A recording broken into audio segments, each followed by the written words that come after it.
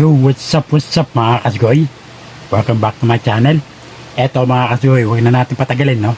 Let's do this. Let's go.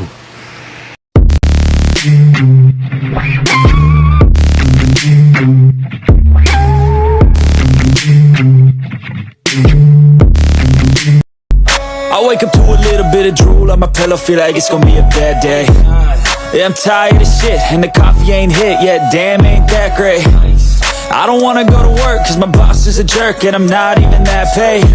I need a change in my life, cause I don't feel alive, and there's nothing that makes me happy. Hold my beer for a minute, I'm about to quit my job, cash in for a ticket. I'm going on a trip, and I don't plan to visit. I'm gonna stay there till I feel like I'm winning, and this is just the beginning. I need a big change, help me feel like living. I need a big swing, home runs I'm hitting, and Mga medyo namamaos-paos pa ako. Andito ako sa destination kung saan lagi nyo nakikita yung takbo ko. Yung paangat, ayan, paangat. Papunta yan dun sa ano, yung sa may medium security camp kung saan ako nagpo-push up at nagsi-sit ups. Ngayon, mukhang hindi ako makakadiretso doon kasi kahapon meron akong bad news dahil inatake ako ng sobrang sikip na paghinga. Kasi itong ano talaga, itong mga nakaraang buwan, hindi na ako halos inaatake ng hika eh. Meron man yung ano lang eh, parang may plema, yun. At iniinuman ko lang siya ng gamot para mawala. Etong kahapon kasi kasalanan ko rin eh. Nag-crave ako ng pansit canton. Tapos, ang binili ko, green tsaka pula. Nangyari, kumain kami, tanghalian kahapon. Tapos after 10 to 15 minutes, ayun na, inatake na ako ng talagang hindi na ako makahinga ng ayos, naninikip yung baga ko. Tapos muntika na talaga ako, feeling ko talaga kahapon parang bibigay na ako kasi yung hinga ko pahigop na eh. Tapos hindi na umuubra yung inhaler, may inhaler ako. Tapos nagpitakuha ko yung nebulizer, wala, talagang naiirita na yung katawan ko. Medyo nag-aano na ako, na alarma na tataranta na yung buong katawan ko kahapon. Kaya ang ginawa ko noon, pinilit ko, kinaya ko, nagdasal ako na sabi ko wag muna ngayon, marami pa akong gustong gawin. Nag-aayos na rin ako ng kalusugan ko, inaayos ko na rin yung buhay ko. Totoo lang, sobrang dami nagbago sa akin mula sa ugali. Meron pa rin naman sa kilala ko sarili ko eh, pero malaki na yung nabago sa ugali ko. Pagdating sa pag-init ng ulo, ayoko na magalit pag merong taong sablay sa akin, iniiwasan ko na lang. Ayoko may pagtalo. After nangyari sa akin, hindi na ako makahinga, hindi na ako makakilos. Kaya ito nung i-take ko, agad-agad nagpatakbo na ako. Pinatawag ko yung kaibigan ko, si Mamaril. Nagpatakbo agad ako dyan sa MCM sa Muntinlupa. Pagdating doon, may tinurok sila sa akin na yung gamot na ang bigat eh. Pero pampaano daw yun, pampahupa ng maganang lungs. Kaya ayun, siguro mga isang oras yata, ang bigat ng katawan ko. Yung kamay ko, saka yun eh, dito tinurok dito. May ko, tas dalawang gamot, talagang hinang-hina ako. Pero ang ginawa ko, kahit mabigat pa katawan ko, inaantok ako. Pauwi agad ako, mahalaga sa akin mawala na yung allergy sa lungs ko dahil doon sa nakain ko. At pag uwi ko, doon ko nalaman na yung kinain ko pala ay pansit canton, kalamansi, yung homie. Naparami pa kain ko. 2 green kasi nailagay ko eh. Naalala ko, sabi sa akin ng doktor nung nagpa-check up ako sa Alabang, bawal ako sa lemon, kalamansi, pati sa balat ng manok. Bad trip. Muntik-muntika na talaga ako. Muntik-muntika na. Feeling ko talaga kahapon, muntika na akong bumigay. Nag-focus lang talaga ako. Nagdasal ako sa lumikha na sana wag pa ngayon, marami pa akong gustong gawin. Tapos nirelax ko sarili ko kahit talaga natataranta na yung buong katawan ko kasi parang yung kalahating katawan ko noon, feeling ko talaga pawala na, kalahati, lalabang ko na lang. At maraming salamat, binigyan niyo pa ako ng pagkakataon. Iiwasan ko na to, yung mga bawal sa akin, kalamansi, yung balat na manok. Na-realize ko noon kahapon na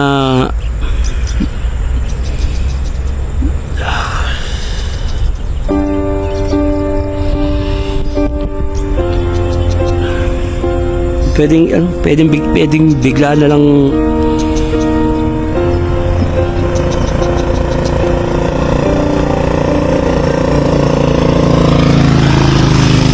Hindi mo talaga malalaman eh. Pwedeng biglaan ka na lang kunin. Kung nangyari sa akin yun, no, bigla akong bumigay kahapon.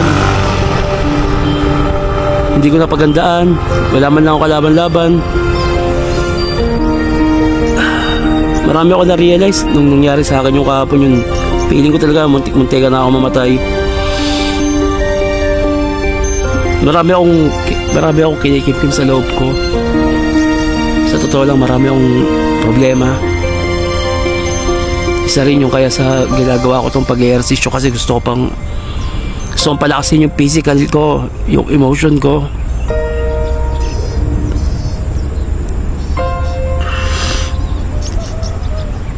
Ayoko mamatay ng ganito lang. Ayoko nang mamatay ng ganito kababaw dahil sa ikan to, kaya nilalabanan ko to.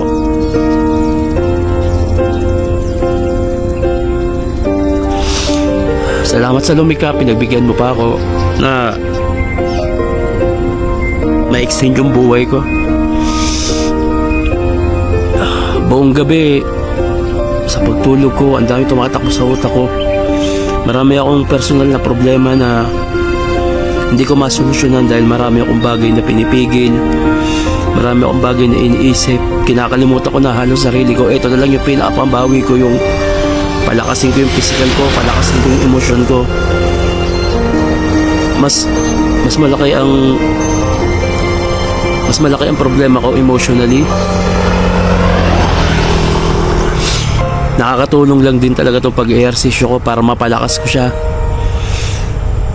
Kasabay ng pagpapalakas ng physical ko, tinutulungan ko yung emotion ko. Sa totoo lang, ang hirap. Meron akong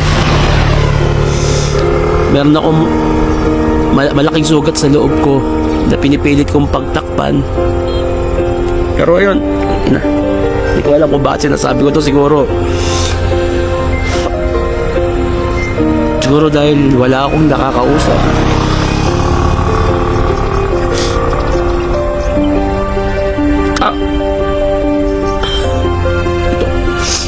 Itong camera na lang yun.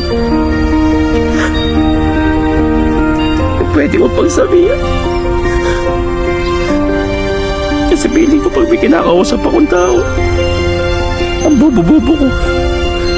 Meron akong gustong gawin, meron akong alam kung tama para sa akin. Pero pag may nakakausap akong tao, piling ko ang tanga-tanga ko. Dahil ginagawa akong bobo. Alam ko ginagawa ko, alam ko sa sarili ko ginagawa ko. Alam ko yung tama para sa akin kasi hindi naman ako pinanganak na bobo. Hindi ko naman magagawa lahat to. Lahat ng meron ako, kung tanga ako, kung bobo ako eh. Wala akong kinakausap na iba. Kahit sino. Personal, wala. Ito lang, itong kamerang kaharap ko. Itong maliit na kwadradong to. Tas itong bakal na mahabang hawakan niya. Wala akong nakakausap. Wala akong kinakausap. Gusto kong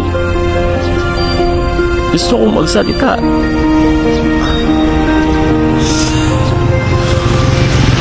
Itong camera na lang talaga sa tingin ko pwedeng makinig sa akin nang hindi ako kinokontra. Marami akong gustong gawin sa mga anak ko. Lalo sa hindi ko na kilala yung sarili ko.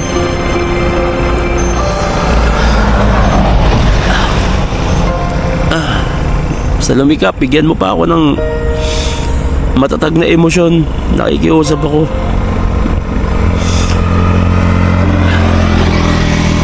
Ayan mga kasgoy, no? Nakakita nyo si Shernan, no? Naglabas siya ng salubin, no? Shoutout sa'yo, Shernan, no? We hope and pray na lumakas ka uli, no? Na gumanda yung manumbalik yung kalusugan mo, no? So sa yung karamdaman, no? And I pray na sana pagalingan niya ng Panginoon, no? I hope marami na nanalig sa'yo, no? Yung mga fans and followers mo, pinagpe-pray ka, Shernan, no? Alam mo, yung mga battle MCs na kagaya mo, marami kang followers, no? And I'm sure, ngayon napapanood nila yan, na pagpa-pray ka nila, no? Ipapanalangin na manumbalik yung lakas mo, yung dati mong kalusugan, no? Yung magandang kalusugan, no? At tama yung ginagawa mo, nag-exercise ka, no? Shernan, no? Palakasin natin ang katawan natin, no? At tama yung ginagawa mo, tumawag ka lang sa Diyos, no? At walang imposible, no? Siya lang ang makakatulong sa atin. So shoutout sa iyo, Shernan, no? Comment down below mga kasigoy, no? So yun lang mga kasigoy, no? Hanggang sa muli. Ito po si Cesar Castillo Jr. nagsasabing, tirahin mo na yan. Baka tirahin pa rin iba. Until next time, sigoy. Peace out.